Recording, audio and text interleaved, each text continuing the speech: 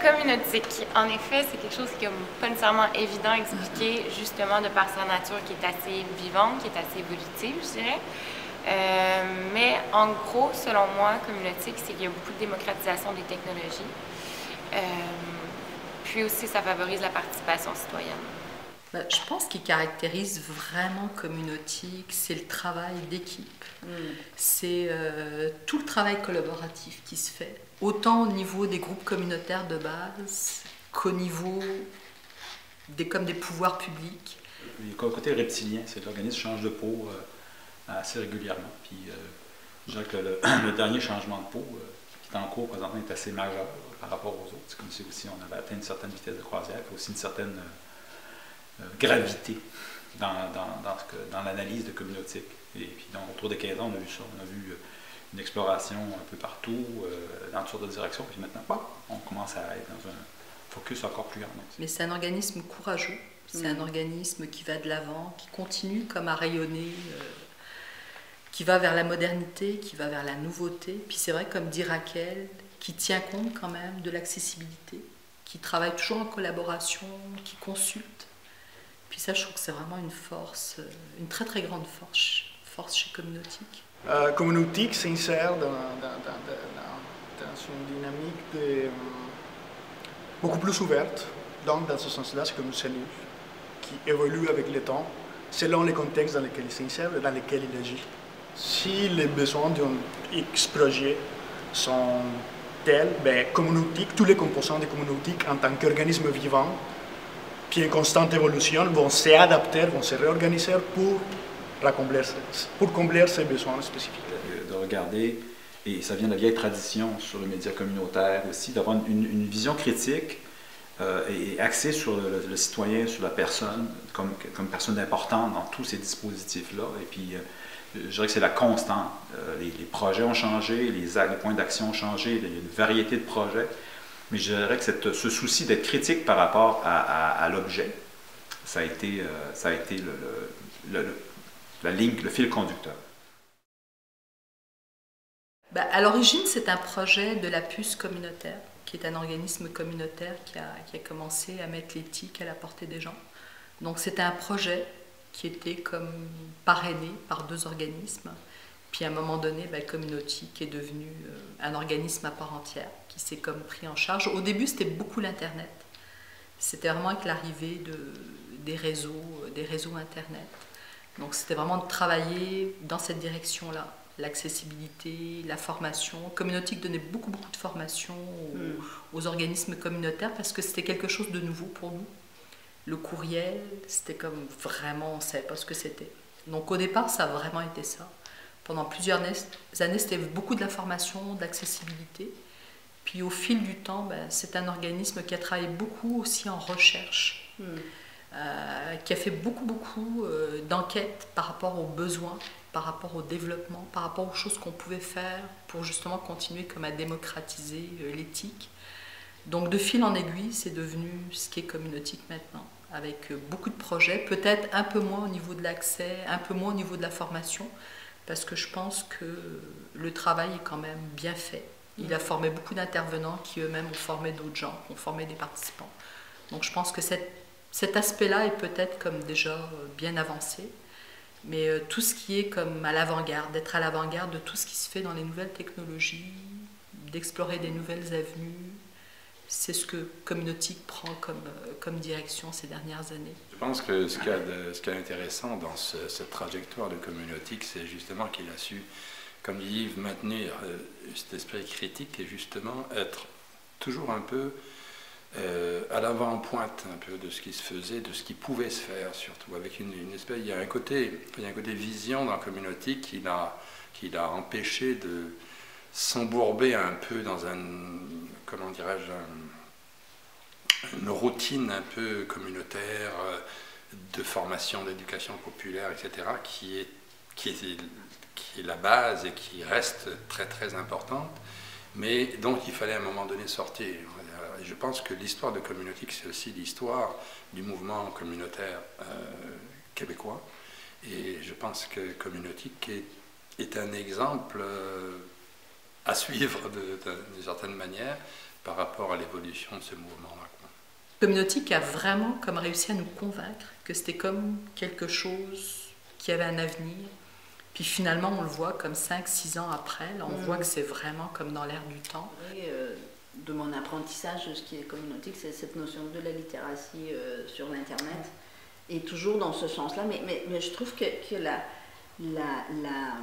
comment dire, la trame, qui est la ligne conductrice, c'est toujours d'être connecté aux besoins des gens, de faire avancer la société, donc dans la recherche de comment les technologies sont au service, donc de chercher ce qui est très innovant, de ce qui est comme par exemple avec les écofabs, de remettre ça au service de la société. Et donc le Mandalab, c'est une manière de travailler ensemble. Alors la manière que ça se passe, c'est le travail de fond se fait avec le cercle.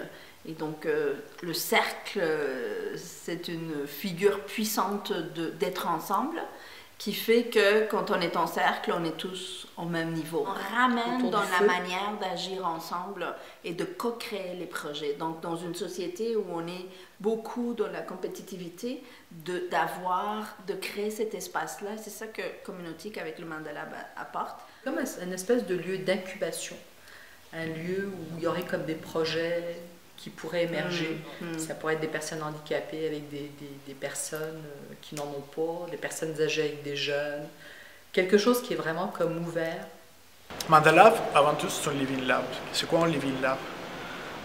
C'est un lieu d'expérimentation dans le processus d'échange, de communication et de construction collective. Donc, ce qui est le plus important, ce n'est pas la matérialité de la chose, mais c'est la dynamique qui se génère pour, je ne sais pas, participer à la conception d'un projet d'aménagement pour notre quartier. On a des espaces libres dans notre quartier. Ça dépend, ça s'adapte à toutes sortes de besoins. Donc, le Mandalab, essentiellement, c'est accueillir et offrir une médiation par la réunion des bons acteurs, des bonnes personnes, des bonnes ressources. Et ça, il n'en manque pas des gens compétents, il n'en manque pas d'experts, mais c'est créer un espace différent où la notion de laboratoire, où le mélange d'expertise, le mélange de points de vue permet de regarder les problèmes sous des angles inédits. Comme par exemple, nous, quand on a commencé les projets de formation, on ne pensait pas qu'on rejoindrait, mettons, les personnes âgées. Finalement, on les a rejointes.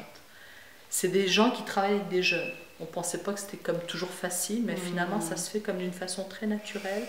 On fait de l'intégration des personnes handicapées, on permet aux gens qui sont analphabètes d'apprendre l'informatique. Nous, les gens nous disaient toujours, voyons, si les gens ne savent pas lire et écrire, c'est comme une difficulté supplémentaire. Mais finalement, non, ça a redynamisé parce que l'informatique, c'est aussi visuel, c'est auditif. Donc c'est ça, on mêle des choses, des fois qu'on n'ose pas mêler. C'est comme si c'était... Ouais. On essaye toujours quelque chose de nouveau, puis on regarde comment la chimie va prendre. Puis je pense que le Mandalab, c'est vraiment ça.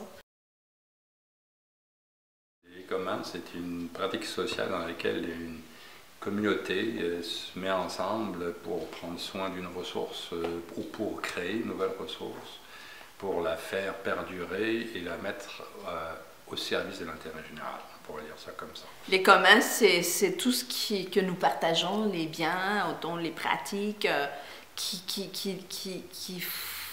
appartiennent à tous et dans lesquels on est tous responsables. À partir de là, des communs, il en existe beaucoup, du niveau micro-local jusqu'au niveau maintenant très global. Je veux dire, un jardin communautaire, ça peut être un commun. Je veux dire, les gens qui travaillent sur le logiciel libre, ça a été le renouveau des communs est passé beaucoup par là. Mais bon, maintenant, tu as des ateliers de fabrication numérique à un niveau régional, tu as des communs, tu as des villes qui s'organisent en commun, tu as des régions de pays qui s'organisent en commun. C'est aussi une proposition politique, il y a aussi une dimension très politique très présente. Dans ce qui se passe globalement, c'est d'une part remarquer que le privé est partout, le privé accapare des ressources et ne rend pas nécessairement en retour. D'autre côté, l'État est épuisé, on se rend compte que l'État n'est plus capable de prendre en charge, il n'a plus d'idées, puis de toute façon l'État se privatise de toutes sortes de façons, surtout par la pensée. D'arriver avec un paradigme des communs, quand on met les lunettes des communs et on regarde le monde, le grand saut, c'est qu'on est, on est quand même dans une abondance terrible. C'est incroyable l'abondance dans laquelle on vit. Et que faire de cette abondance-là? Puis j'aime beaucoup quand tu dis pratique sociale, c'est à la fois politique, mais c'est aussi un engagement individuel à dire, c'est une modalité dans ma vie. Je peux vouloir contribuer à des communs, pas dans toute ma vie, mais dans ma vie, je peux avoir une volonté d'être communeur ou communeur. Donc c'est politique dans la mesure où c'est une alternative à une manière de voir comment on structure notre environnement, notre ville, nos rapports. Mais c'est une pratique parce que justement, c'est la pratique de nos rapports sociaux sur d'autres bases que la propriété privée ou l'accaparement ou penser de la prise en charge. C'est un espace où on peut, le bricolage à l'ère numérique, c'est cet espace-là où on peut s'amuser à explorer, mais peu importe le besoin et désir qu'on a. Donc, moi, je trouve que c'est le retour du patenteux. Le patenteux, c'est quelqu'un qui fait avec ce qu'il a, il concrétise avec ce qu'il a. Puis la particularité du Ecofab, c'est qu'on concrétise avec le numérique qui nous aide, qui n'est pas la finalité, mais qui est comme l'outil qui nous aide à faire des choses merveilleuses. C'est un espace de fabrication. C'est quoi la fabrication? C'est la matérialisation d'une idée, d'un projet. Puis l'idée, l'objectif, c'est précisément donner aux citoyens la possibilité de matérialiser leurs idées à travers toutes sortes de techniques qui sont mises à leur disposition, puis qui sont comme apprises et enseignées à travers une dynamique d'apprentissage par les pairs. Ça génère des projets qui sont physiques. Donc, il y a quand même quelque chose dans Ecofam qui représente bien ce qui est communautique, puis qui les représente visuellement, puis tangiblement. Ce qui est cool avec ces outils-là, c'est que ça leur permet d'avoir un résultat qui est quand même professionnel, sans nécessairement avoir des capacités manuelles incroyables, mais qui ont juste besoin d'en fond de leur créativité, puis que Ecofab est en mesure de soutenir cette créativité-là par un processus d'accompagnement. Ce qui est intéressant avec l'Ecofab, par rapport aux autres Fab Labs, moi ce qui m'a intéressé dès le début, c'est que c'est un atelier qui se voulait un atelier de quartier, l'Ecofab, parce que des Fab Labs, il en existe beaucoup, puis on avait vu avant ça des exemples de Fab Labs gigantesques dans des universités, dans des écoles d'architecture, etc., qui étaient vraiment très impressionnants. Tandis que là, on ramenait ça à un niveau de quartier, c'est-à-dire on ramène ça à justement inviter le monde ordinaire à dire, voilà, vous avez cet outil-là, et qu'est-ce que vous êtes disposé à en faire? Ce dispositif du Fab Lab correspond à la mission communautique dans l'esprit de donner une possibilité aux citoyens de pouvoir s'approprier la technologie et la designer, ultimement de dire j'ai besoin de ça, donc je suis capable de le faire moi-même, je n'ai pas besoin d'attendre que les Chinois ou des startups qui démarrent, je suis capable d'aller dans un Fab Lab et avec mon projet, et j'ai la communauté qui m'accueille, qui peut m'aider à réaliser mon projet. C'est des nouvelles formes de médiation dans l'appropriation des technologies. Donc le laboratoire de Fab Lab, Ecofab, vient de ça, vient d'une rencontre. Je sais que dans le cas au Québec, c'est très clair que c'est la communauté qui a bougé dans l'image du mouvement des Fab Labs. Et l'animateur principal.